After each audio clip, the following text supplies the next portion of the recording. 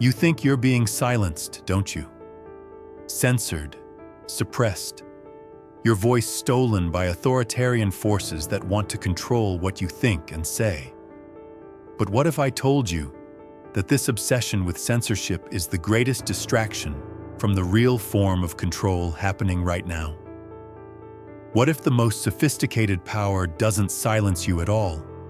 It makes you speak endlessly, share constantly, express yourself compulsively, all while ensuring that everything you say serves its interests.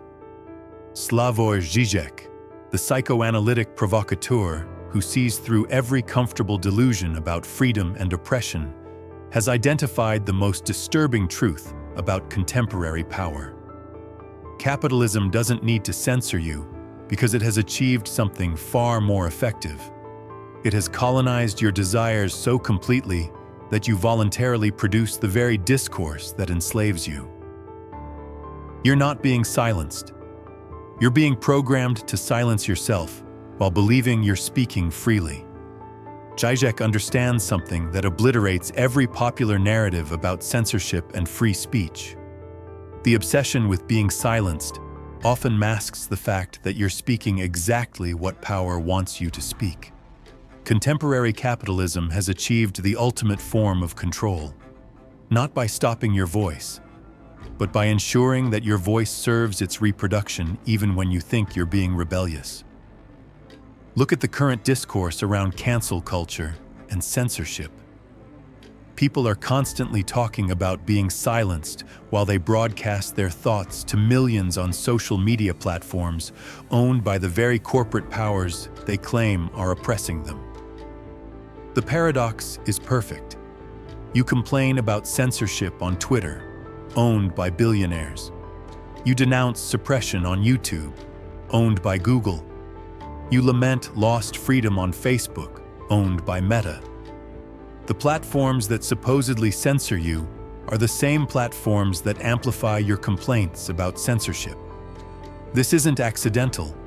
It's the genius of contemporary ideological control. The system doesn't need to silence dissent when it can profit from dissent, monetize rebellion, and turn resistance into content. Your anger about censorship generates engagement, which generates data, which generates advertising revenue for the very corporations you're rebelling against. You're not fighting the machine. You're feeding it. Žižek sees that this creates a perfect closed loop. The more you feel suppressed, the more you speak. The more you speak, the more data you provide. The more data you provide, the better the system becomes at predicting and controlling your behavior. Your resistance becomes the raw material for your own manipulation. But here's the truly perverse part. This dynamic makes you psychologically invested in your own oppression. If you weren't being censored, you'd lose your sense of being a heroic truth-teller fighting against corrupt authority. Your identity becomes dependent on the very suppression you claim to oppose. You need to feel silenced to feel significant. The most sophisticated aspect of contemporary capitalist control is its ability to produce and manage the exact forms of dissent that serve its interests. Žižek reveals that power doesn't suppress opposition. It cultivates specific types of opposition that channel resistance away from genuine threats to the system. Consider how political discourse is structured in contemporary democracies. You're encouraged to fight passionately about culture wars, gender pronouns, bathroom access, holiday greetings, statue removals, while the fundamental economic structures that determine life chances remain untouchable. You can debate endlessly about identity and representation, while wealth inequality reaches historical extremes and democratic institutions are captured by corporate interests. This isn't coincidence, it's strategy. Cultural conflicts generate enormous amounts of emotional energy and social media engagement, while leaving economic power structures completely intact. You can spend years arguing about symbolic representation while never questioning why a tiny elite controls most of the world's resources. Your passion is harvested for content, while your potential for systematic resistance is neutralized. The genius of this system is that it makes you feel politically engaged while ensuring your engagement serves power. You're not apathetic. You're furiously active, constantly posting, sharing, debating, organizing. But all this activity happens within parameters that serve existing power structures. You're allowed to be revolutionary about everything except the economy. You can be radical about everything except the class system. You can be rebellious about everything except capitalism itself. Žižek identifies this as pseudo-revolution, passionate activity that feels like resistance, but actually reinforces the status quo. You get the psychological satisfaction of being a rebel without the inconvenience of actually threatening power. The system benefits from your rebellion because it channels your energy away from genuine alternatives. The real censorship happening today isn't the dramatic silencing that dominates public discourse. It's the subtle algorithmic curation that shapes what you see, think, and desire without you even knowing it's happening. Žižek understands that the most effective censorship is invisible censorship, control that operates through apparent freedom. Every social media platform uses algorithms to determine what content you see, in what order, with what frequency. These algorithms aren't neutral. They're designed to maximize engagement, which means amplifying content that triggers strong emotional responses: anger, fear, outrage, desire. The algorithm doesn't care if you're liberal or conservative, radical or moderate. It cares about keeping you scrolling, clicking, sharing. This creates what Žižek calls algorithmic ideology, a form of ideological control that operates below the level of conscious awareness. You think you're freely choosing what to pay attention to, but your attention is being shaped by systems designed to exploit your psychological vulnerabilities. The algorithm learns your patterns better than you know them yourself and feeds you exactly the content that will keep you engaged. The most insidious aspect of this system is that it feels like freedom while functioning as control. You can access any information you want, follow any accounts you choose, express any opinions you have. But the algorithm ensures that your choices are guided by predictable psychological mechanisms that serve corporate interests. You're free to choose, but your choices are being shaped by forces you can't see. This algorithmic curation doesn't just shape what you think, it shapes what you want to think. By constantly exposing you to certain types of content and perspectives, the algorithm gradually shifts your interests, desires, and values in directions that serve commercial interests. You don't notice this happening because the changes are gradual and feel like natural evolution of your own preferences. Žižek reveals that capitalism has achieved its ultimate triumph by turning resistance itself into a commodity. You don't just buy products. You buy rebellious products, sustainable products, ethical products that allow you to feel revolutionary while participating in the very system you're supposedly rebelling against. Look at how corporate brands now position themselves as agents of social change. Nike promotes racial justice while relying on sweatshop labor. Ben & Jerry's advocates for progressive causes while being owned by Unilever, a massive multinational corporation. Apple presents itself as a force for creativity and individual expression while operating some of the most authoritarian labor practices in the world. This isn't hypocrisy, it's strategy. By associating their brands with rebellion and social justice, these corporations capture the market of people who want to feel revolutionary without actually challenging the economic system that creates the problems they're supposedly addressing. You can be anti-capitalist and buy anti-capitalist products from capitalist corporations. The genius of this system is that it makes resistance profitable. Every form of critique, every mode of rebellion, every style of dissent gets transformed into a market segment. Punk rock becomes a fashion aesthetic.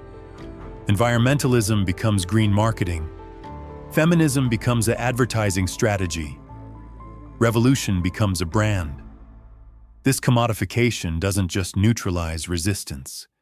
It makes resistance actively serve the system it opposes. When being rebellious becomes a consumer choice, rebellion loses its capacity to actually threaten power.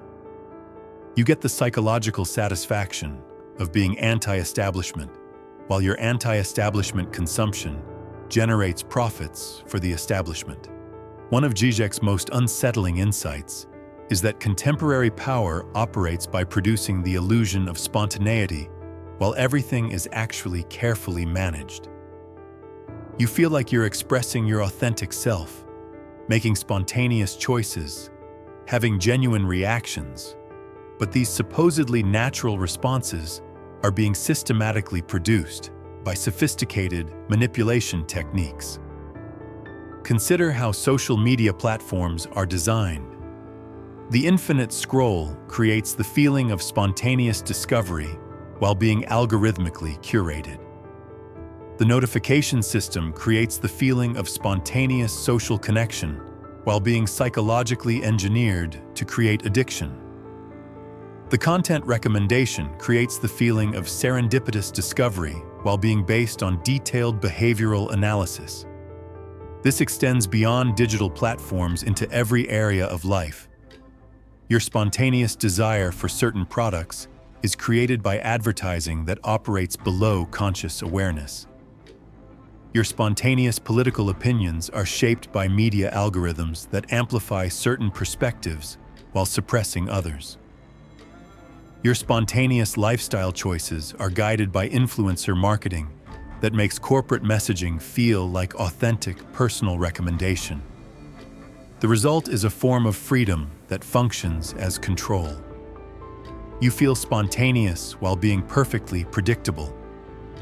You feel authentic while being systematically manipulated. You feel free while your freedom is being monetized by systems that know you better than you know yourself. Žižek calls this controlled spontaneity, the production of apparently natural responses that actually serve specific commercial and political interests. You're not being forced to comply. You're being guided to want compliance. You're not being commanded to consume. You're being led to desire consumption. The most successful ideological operation in contemporary society is the claim that we've moved beyond ideology into a post-ideological world of pure pragmatism and individual choice. This isn't the absence of ideology. It's ideology at its most effective, operating invisibly by presenting itself as the simple recognition of reality. You're told that markets aren't ideological, they're just efficient. You're told that competition isn't ideological, it's just natural. You're told that individualism isn't ideological, it's just realistic. These supposedly neutral practical arrangements are actually deeply ideological choices that serve specific interests while presenting themselves as inevitable facts of life. This end of ideology operates by making fundamental critique impossible. When capitalism is presented as natural rather than historical, when inequality is presented as inevitable rather than constructed, when corporate power is presented as efficient rather than exploitative, alternatives become literally unthinkable. The genius of this approach is that it makes you complicit in your own ideological domination. You're not being forced to believe in capitalism. You're being led to see it as the only realistic option. You're not being commanded to embrace inequality. You're being taught to see it as natural difference. You're not being ordered to submit to corporate power. You're being convinced that resistance is naive. This creates what Žižek calls cynical ideology. Ideology that doesn't require belief, only behavioral compliance. You don't need to believe that capitalism is good. You just need to act as if you do. You don't need to believe that inequality is just. You just need to accept it as inevitable. You don't need to believe that corporate power is legitimate. You just need to participate as if it is. Traditional authority told you what you couldn't do. Contemporary authority tells you what you must enjoy.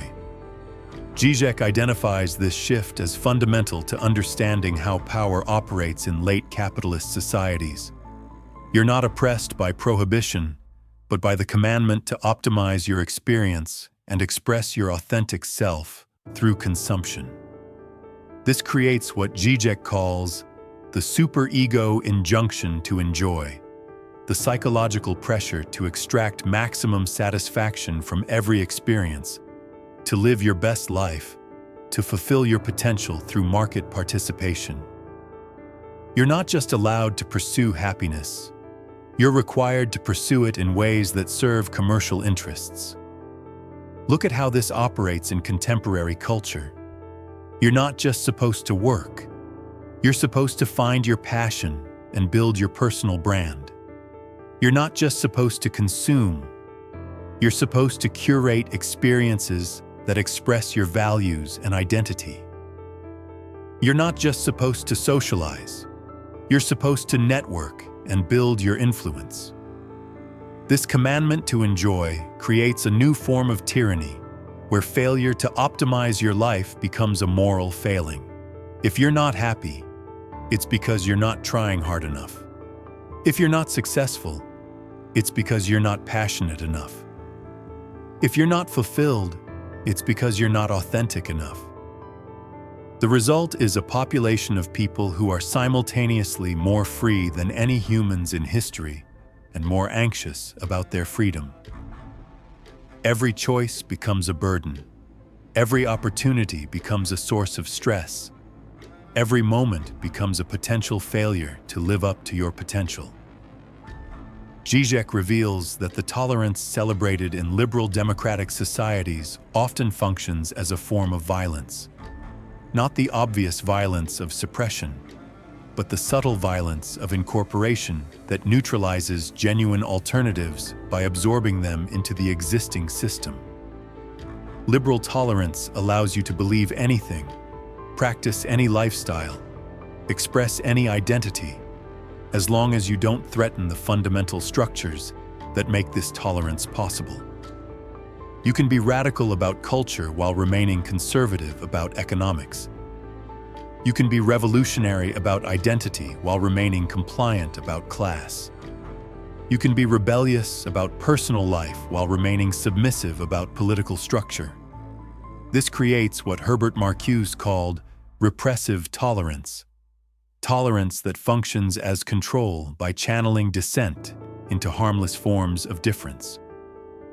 Your rebellion becomes a lifestyle choice. Your resistance becomes a consumer preference. Your revolution becomes a personal brand. The violence of this system isn't that it prohibits certain thoughts or behaviors. It's that it makes certain thoughts and behaviors literally impossible to sustain. You can imagine being any kind of person you want, but you can't imagine a world organized according to different principles. You can express any identity you choose, but you can't choose to live outside the economic system that commodifies identity. This tolerance as violence operates by making you grateful for your incorporation. Instead of feeling oppressed by being absorbed into the system, you feel liberated by being included. Instead of recognizing absorption as defeat, you experience it as acceptance. The system doesn't need to fight your resistance. It profits from it. In psychoanalytic terms, genuine freedom isn't achieved by expressing your authentic self, but by recognizing that your authentic self is largely a product of social conditioning and choosing to relate to this conditioning consciously rather than unconsciously. Žižek calls this the authentic act, action that breaks with the coordinates of existing possibility.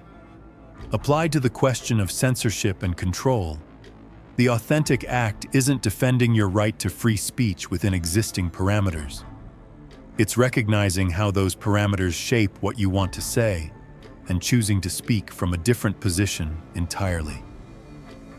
It's not about expressing your authentic desires. It's about questioning why you desire what you desire and whether those desires serve your genuine development. This requires what Žižek calls traversing the fundamental fantasy, the painful process of recognizing that your deepest beliefs about freedom, authenticity, and resistance are largely constructed by the very forces you think you're opposing. It means giving up the comforting illusion that you're already free and accepting the difficult reality that freedom must be created through conscious action. The authentic act in relation to contemporary capitalism isn't complaining about censorship while remaining within capitalist parameters. It's refusing to participate in the very systems that monetize your resistance. It's not about demanding better algorithms.